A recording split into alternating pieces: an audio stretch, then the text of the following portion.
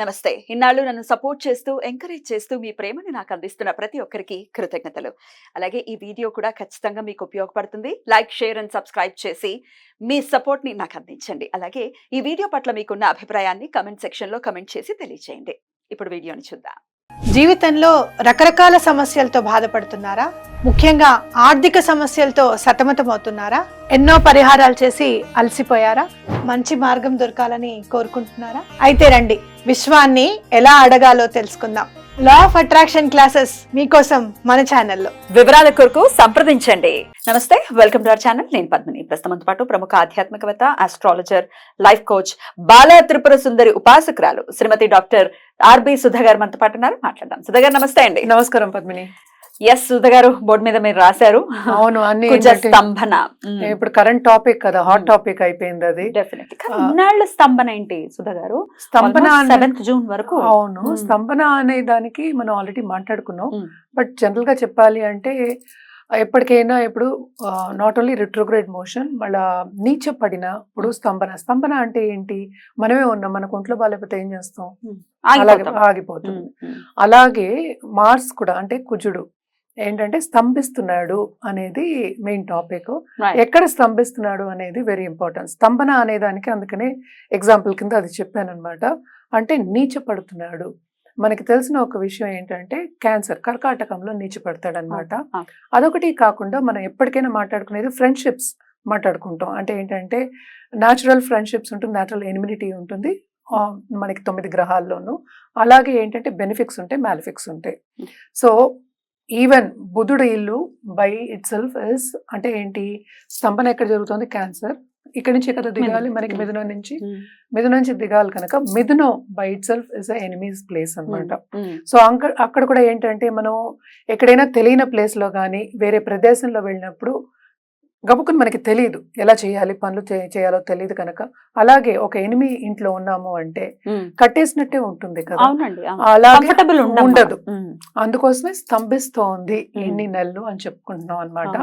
అది ఎప్పుడెప్పుడు జరుగుతోంది అనేది చూద్దాం. ఇప్పుడు ప్రస్తుతం మనం ఇంకా ఆగస్ట్ ఎండ్ సెప్టెంబర్ లో ఉన్నాం అనుకుందాము. ఆగస్ట్ 26th నుంచి మిథునంలో ఉన్నారు. సో మిథునం నుంచి మళ్ళా ఏమో కర్కాటకంకి October 20th వెళ్తున్నారు అనమాట. సో వెళ్ళిన తర్వాత అక్కడ రిట్రోగ్రేడ్ మోషన్ అనేది జరుగుతోంది. అంటే క్యాన్సర్ లో నీచ స్థితిలో జరుగుతోంది. అదేమో 21st జనవరికి మళ్ళా మనకి మిథునంలోకి వెళ్తారనమాట. సో October 20th నుంచి 21st Jan వరకు రెట్రోగ్రేడ్ లోనే ఉంటారు ఆయన? లేదు, కిందకి దిగిన తర్వాత రిట్రోగ్రేడ్ అవ్వాలి కదా. అవ్వాలి. రెట్రోగ్రేషన్ లోనే నీచంలో రెట్రోగ్రేడ్ రిట్రోగ్రేడ్ అంటే కిందకి దిగాలి కదా. So that is direct motion. So మళ్ళా రిట్రోగ్రేషన్ అయినప్పుడు వెనక్కి వెళ్ళాలి కదా. సో వెనక్కి ఎప్పుడవుతోంది? అది మనకి జనవరిలో అవుతుంది నెక్స్ట్ ఇయర్. మిథునంలోకి వెళ్తున్నారు. అది నేను అందుకనే 6 వేశారు. ఫిబ్రవరి వరకు ఉందన్నమాట అది. సో ఫిబ్రవరి వరకు అంటే రిట్రోగ్రేషన్ మోషన్ అనమాట. అంటే 24th ఫిబ్రవరి వరకు ఉంది. మళ్ళీ డైరెక్ట్ మోషన్ అవ్వాలి. రిట్రోగ్రేడ్ అయిన తర్వాత మళ్ళీ కర్వ్ తిరగాలి కదా, వెనక్కి తిరగాలి. అప్పుడే కదా మనం డైరెక్ట్ మోషన్ రావాలి. So direct motion 24th Feb నుంచి 3rd April మనకి మిథునంలో అవుతున్నారు. దాని తర్వాత ఏంటంటే 3rd April కి మనకి కర్కాటకానికి వస్తున్నారు అనమాట. June 7th వరకు ఇక్కడ ఉంటున్నారు. తర్వాత June 7th కి మనకి సింహంకి వెళ్తున్నారు అనమాట.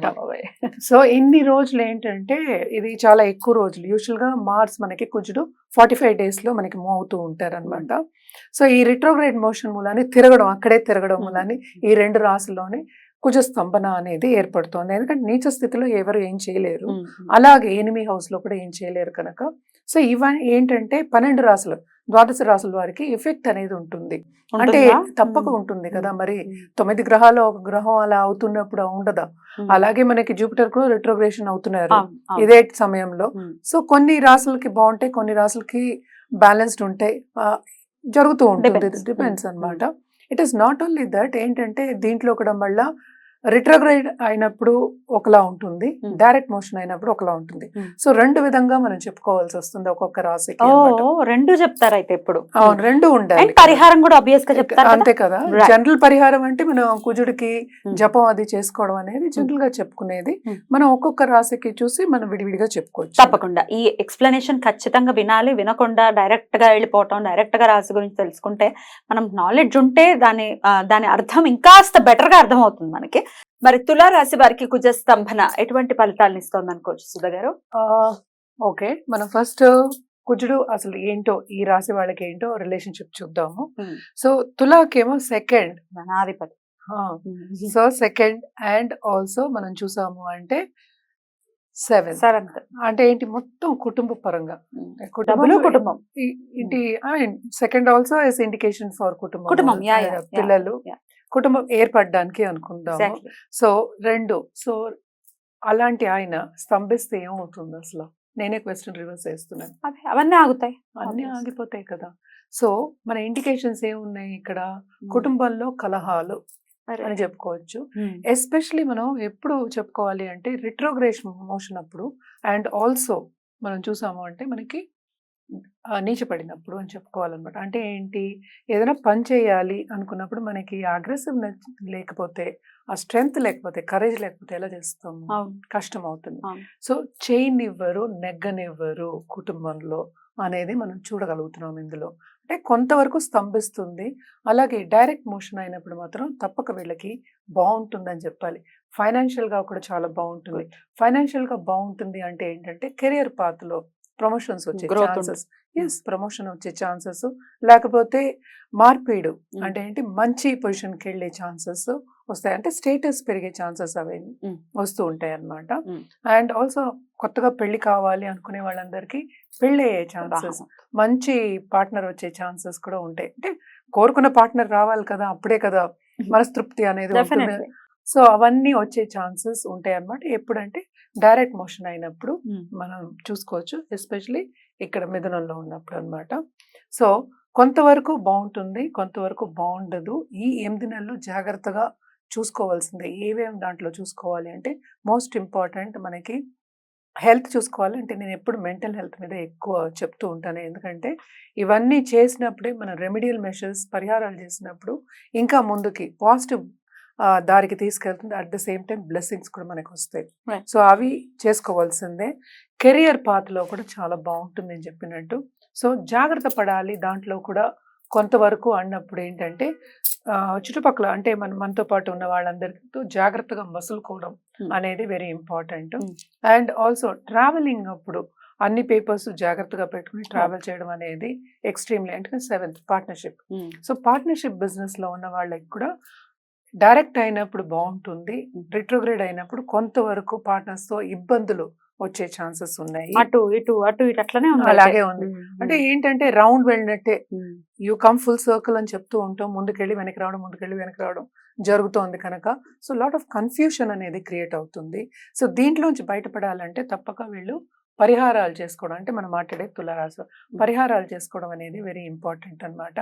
ఎస్పెషలీ వీళ్ళు ఫ్రైడే శుక్రాయ నమః ఎవ్రీడే చేసుకోవచ్చు, నిత్యం చేసుకోవద్దని ఎవరు అంటలేదు. తప్పక పాజిటివ్ గా ఏది చేసినా మనం చేసుకోండి నిత్యం అనే చెప్తూ ఉంటాము. శుక్రాయ నమః అని కంటిన్యూస్ గా చాంట్ చేసుకోవచ్చు. అలాగే వీళ్ళు దేవి పూజలు చేయడం ఫ్రైడే చాలా మంచిది. మంగళవారాలు కూడా చేయొచ్చు, మంగళవారం చేయొద్దని ఎవరు అంటలే. మనం స్పెసిఫిక్ గా ఒక గ్రహం గురించి మాట్లాడుకుని ఒక రాశి గురించి మాట్లాడుకుంటున్నాం కనుక దానికి రిలేటివ్ గా మనం మాట్లాడుకుంటున్నాం. అందుకని ట్యూస్డేస్ చేయొద్దని ఏం లేదు, ఫ్రైడేస్ చేసుకోవడం మంచిది అని చెప్తున్నాం. రైట్, డెఫినెట్ గా ఇవన్నీ కూడా పరిగణలోకి తీసుకుని జాగ్రత్త వహిస్తూ ఈ జూన్ 7th వరకు కూడా అటు ఇటుగా ఉండేటటువంటి పరిస్థితి ఉంది కాబట్టి జాగ్రత్త వహించాలి. రైట్ అండి, చాలా బ్యూటిఫుల్ గా ఎక్స్ప్లెయిన్ చేశారు. ఇక నెక్స్ట్ ఎపిసోడ్ లో వృశ్చిక రాశి గురించి తెలుసుకుందాం. థ్యాంక్ యూ అండి, నమస్తే.